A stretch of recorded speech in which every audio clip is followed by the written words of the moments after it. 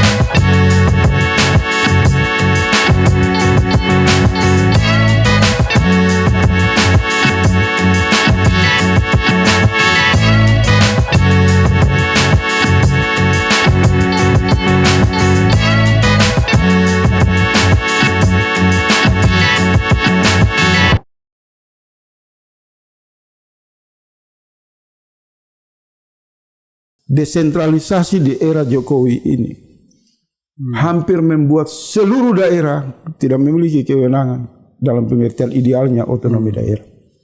Orang itu disuruh hanya 3 mil untuk berburu ikan dan tidak tumbuh industri strategi perikanan di berbagai basis masyarakat pesisir.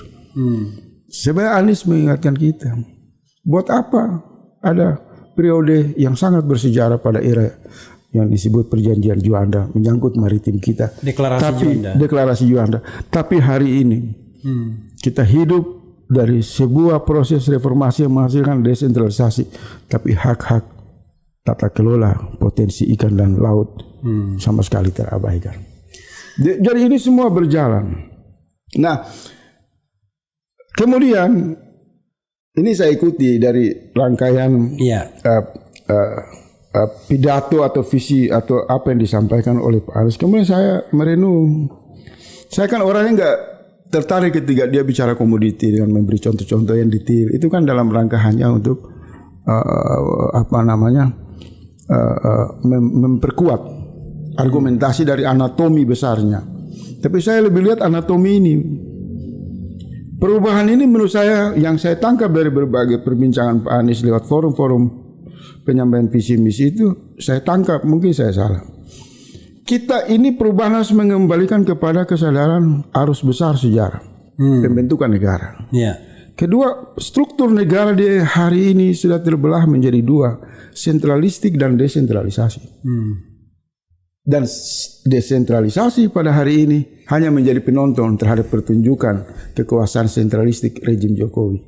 Apa yang terjadi di Kalimantan, terjadi di Papua, terjadi di berbagai daerah, kita akui tidak ada desentralisasi. IKN itu kudeta, pendekatan politik sentralistik. Itu menyakiti seluruh rakyat yang berada pada konsensus desentralisasi. Bagaimana seorang presiden bisa langsung saja dengan kekuasaan yang dia miliki karena menaklukkan partai politik, menaklukkan parlemen, kemudian menggolkan IKN misal. Itu sentralistik. Cara yang sama dipakai oleh Soekarno dan Soeharto. Anies diam-diam mengipas itu dengan berbagai contoh-contoh. Yang ingin dia katakan ada kesenjangan dalam praktik dua pendekatan politik ini. Harus diakhiri. Maka sentralistik yang tepat itu adalah menjadi penyangga kuat menjaga kedaulatan nasional. Merespon terhadap dinamika internasional. Tetapi negara yang bagus harus mengembalikan semua kemandirian itu pada konteks desentralisasi. Kenapa? Dengan desentralisasi kuat, maka dia menjadi penyangga bagi pembangunan nasional. Nah, di Rempang itu matinya desentralisasi, matinya otonomi daerah. Seolah hadirnya Batam, hadirnya bupati, hadirnya gubernur itu hanya menjadi perwakilan dari kepentingan kekuasaan yang sentralistik. Nah, saya lebih suka bicara anatomi ini daripada isu-isu yang menyangkut komoditi, investasi, utang. Saya nggak terlalu tertarik. Karena postur ini kalau kita pahami, maka kita bisa memasukkan energi ini ke dalam gerakan perubahan. Bro. Tapi penonton kita kalau terlalu abstrak juga agak bingung dia. Karena itu saya akan konkretkan lagi. Coba abang ulas itu ke dalam dengan pertanyaan tadi, ya kan? Selalu Anies merasa ragu rasanya untuk disebut antitesis pemerintahan sekarang. Padahal kalau kita mau bicara kan baik Ganjar maupun Prabowo kan tidak bisa diantitesiskan. Karena mereka juga belum jadi pemerintahan. Kan biasanya kan antitesis itu kalau lawan incumbent. Ini kan newcomer semua. Perkara kemudian ada pekerjaan sebelumnya di Jawa Tengah, di Kementerian Pertahanan, tapi itu tidak bisa dikatakan sebagai sebuah tesis dan antitesis. Nah, tetapi ada kesan bahwa ketika Ganjar dan Prabowo jelas-jelas mengatakan mereka adalah pewaris, ya kan, dari rezim ini, ya, Anies yang dipersepsi orang sebagai arus perubahan dan antitesis dari rezim hari ini, kok kelihatan agak gamang untuk frankly speaking mengatakan bahwa saya adalah antitesis dari pemerintahan sekarang, sehingga Anda pilih saya atau pilih status quo misalnya begitu. Tidak pernah terucap di Anies hal seperti itu. Seolah-olah dia ragu untuk berbenturan dengan Presiden Jokowi. Abang tanya saya itu. Iya. Itu sebenarnya permainan kata-kata saja, Bang. Iya. Jadi memang dalam politik itu kan ada namanya diplomasi. Kalau di level kelas menengah bawah mereka menuntut hitam putih. You benci Jokowi atau you dukung Jokowi, kan begitu. Nah, Anies menghindari jebakan-jebakan seperti itu dalam rangka membiarkan dinamika politik bergerak secara natural, dan sebenarnya rakyat sudah menyimpulkan. Bu Anies sebenarnya justru membutuhkan rakyat yang teriak. Bu Anies itu antitesa Jokowi, Anies itu berbeda dengan Jokowi, Anies itu kebalikan dari Jokowi. Biarkan suara itu datang dari rakyat, bukan dari Anies sendiri. Bukan dari Anies. Kalau saya nangkap seperti itu, dan itu ciri diplomasi politik yang bagus untuk menghindari. Tetapi di waktu yang sama juga Anies itu juga melihat ada tanggung jawab. Sekalipun kita menganggap Jokowi itu salah, Jokowi buruk, mungkin Jokowi pembohong, dan itu sudah fakta seperti itu. Tetapi sebagai manusia, mungkin dalam pandangan keimanan Pak Anies, dia juga harus dibuat ruang keinsafan, ruang pemaafan. Mungkin dia bisa dapat hidayah. Mungkin tiba-tiba di ujung-ujung mau pemilu, Pak Jokowi keluar dengan peci putih di depan rakyat. Kita tidak tahu. Atas kehendak Allah, atas gerakan spiritual yang kuat, mengatakan, wahai rakyat Indonesia, saya mohon maaf, selama ini saya berbuat salah. Sebenarnya hati saya untuk Pak Anies, kita nggak tahu. Nah, di sini saya lihat Pak Anies hati-hati. Dia tidak boleh mendahului membuat kesimpulan posisi berhadapan dia dengan Jokowi. Dia masih mengirim doa-doa, harapan-harapan yang diajarkan oleh Islam. Memang tidak boleh prasangka. Maka saya juga tidak mau masuk jebakan terlalu jauh juga, Bang. Oke. Doa-doa ini penting juga kita. Oke. Satu pertanyaan sebelum kita bergerak kepada tim kapten tim Anies tadi, Amin ya. Iya. Yaitu soal religiusitas, ya, religius dan religiusitas. Spiritual. Ya, spiritual tuh beda lain kalau karena kan yang kita inginkan itu masyarakat yang religius, bukan masyarakat yang spiritual. Iya. Karena kalau spiritualitas itu sifatnya di dalam diri, tapi religius itu adalah sebuah lingkungan. Iya. Kita tahu sila pertama kita ketuhanan yang Maha Esa, dan itu bisa mengakomodasi semua agama dan kepercayaan. Iya. Apalagi Islam. Tetapi yang saya agak sedikit memberikan catatan dari semua pemaparan Anies misalnya, apalagi Prabowo dan Ganjar, tidak sedikit pun mereka menyebut soal mengupayakan masyarakat yang religius. Karena gini, kan kalau kita bilang masyarakat yang religius, gombal. Iya. Padahal saya masih meyakini ya secara idealistik bahwa sebuah masyarakat yang religius itu akan menjadi energi untuk humanisme, untuk persatuan dan lain sebagainya, untuk demokrasi dan untuk keadilan. Jadi kita membacanya gini. Pancasila, sila pertama itu menghendaki religiusitas. Dengan religiusitas itu maka Anda akan menjadi humanis, ya kan? Akan menjadi energi persatuan, energi kedaulatan, dan energi untuk keadilan. Yeah. Tapi inti tentang religiusitas ini nggak pernah disinggung. Ditunjukkan oleh Prabowo dan Ganjar. Apalagi ya, padahal kita ingin bahwa masyarakat Indonesia the first place harus masyarakat yang religius. Karena Anda bicara tentang apa kemarin tauhid. Ya? Nah, kalau dia jadi masyarakat yang religius, maka tujuan-tujuan pembangunan, tujuan-tujuan kemanusiaan, persatuan itu mudah. Betul. Karena manusianya sudah takut kepada yang maha kuasa, mau berbagi, mau bayar zakat, mau bayar pajak dan lain sebagainya, nggak mau ngerampok, nggak mau berbohong dan lain-lain. Iya, berbohong aja nggak mau, apalagi korupsi. Tapi bagian itu tidak pernah disentuh. Jadi kedua tokoh ini nyaris tidak pernah menampilkan sisi itu, sisi religitas itu kan. Iya, tapi Anies juga tidak mention itu secara langsung. Kalau Anies kan sudah terlalu banyak. Misal hampir semua pertemuan di ruang publik itu kan salawat, baca doa, ya.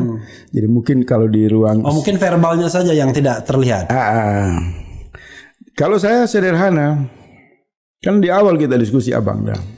Iya. Faktor psikologi ini menyandra orang. Nah, kita lihat anatominya atau lihat aspeknya yang sangat. Kenapa mereka tidak, Ganjar, Prabowo tidak menampilkan sisi keagamaan? Kita sederhanakan bahasa, sisi nilai-nilai keagamaan, pesan keagamaan, sikap keagamaan. Iya. Ya karena tadi itu kalkulator. Karena di belakang pikiran mereka itu lagi menunggu informasi bukan datang dari langit. Tapi informasi datang dari kalkulator. Bagaimana nih hitung-hitungan oligarki? Siapa jadi capres dan siapa jadi cawapres? Jadi ini soal gangguan psikologi saja. Iya. Jadi tidak bisa mereka bicara hal-hal yang positif, yang bernilai, yang kejujuran, prinsip-prinsip yang tadi Abang bilang humanis. Itu tidak bisa. Selama psikologi mereka masih tersandra oleh kalkulator, oligarki. Maka oleh sebab itu, kalau Abang maksiat terus Abang bicara kebesaran Allah, psikologi Abang terganggu gak? Abang minum keras, tapi memuji-muji Tuhan, pasti terganggu. Mau ditutup seperti apa, itu daya pancarnya enggak natural. Iya. Apalagi dalam pertemuan bus itu tiba-tiba kita ngewain, jangan nggak bisa. Jadi jangan tanya mereka mengekspresikan, mereka memancarkan nilai-nilai religius. Masuk ke panggung-panggung ruang publik untuk bicara, memperjuangkan apa yang mereka yakini saja, mungkin mereka tidak berwudu. Walaupun Ganjar kemudian mencoba dengan masuk sebagai bintang. Dia mengambil itu aja lapak iklan kan. Jadi kalau saya sederhana, itu tidak mungkin mereka lakukan karena beban psikologi dengan menunggu kalkulator. Hari-hari mereka ini yang ditekan tombol berapa? 10, 9 ya, dan nolnya berapa? Tentu itu juga cara Tuhan juga mengirim pesan kepada orang-orang yang baik di luar sana yang begitu banyak bahwa memang ini tidak masuk kriteria. Jangankan akademisi, pandangan akademisinya amburadul, karena akademisi objektivitas, menjunjung nilai-nilai, menjunjung prinsip-prinsip kebenaran. Ketika mereka masuk ke ruang akademisi yang mereka bawa status quo, bagaimana melanjutkan watak kekuasaan, selera kekuasaan, itu sesuatu yang enggak disukai di dalam komunitas akademisi, bertentangan. Apalagi agama kan? Iya. Ada pada bagian ini ada yang mau ditambahkan lagi sebelum saya bergerak pada isu terakhir. Oleh sebab itu semakin mereka masuk ke ruang-ruang perdebatan publik, lebih khusus di kampus, mereka akan telanjang terlihat bahwa memang mereka tidak pantas untuk jadi calon presiden maupun wakil presiden. Ini maaf saya harus katakan itu. Kita bisa memperdebatkan itu. Kalau saya mereka ini hanya melengkapi, hadir sebagai pajangan di panggung demokrasi untuk sebenarnya menjadi pengantar saja kemenangan bagi Anies dan Caimin. Ini udah selesai, Bang. Kalau saya kadang-kadang pikir begini, tugas pemimpin itu tidak hanya membawa kesejahteraan, tapi membawa sebanyak mungkin manusia Indonesia masuk surga. Ya, pahala, kebahagiaan, amal jariah dan lain-lain. Jadi kita itu jangan lupakan konsep horizontal iya, tapi vertikal juga iya. Karena kita kan makhluk beragama ya. Itu jenius. Abang punya kesimpulan ini saya suka. Gitu. Keren. Jadi keren luar biasa. Jadi kalau enggak, karena banyak orang menjauhkan itu kan, memisahkan itu. Makin tuduh dengan itu. Ini. Padahal kita pengennya di surga kita mayoritas. Iya kan? Iya, tidak boleh minoritas, bahaya. Tidak boleh minoritas, kita harus mayoritas juga kita di surga. Makin banyak makin bagus ya. Iya, oke. Dan itu tugas pemimpin, ya kan? Orang kalau lapar karena ada tanggung jawab dengan ketuhanan yang Maha Esa. Iya, karena dan itu masuk di dalam ketuhanan yang Maha Esa, Pancasila. Jadi jangan dihilangkan Pancasila itu seolah-olah religiusitas, spiritualitas itu nggak ada. Iya, Bang.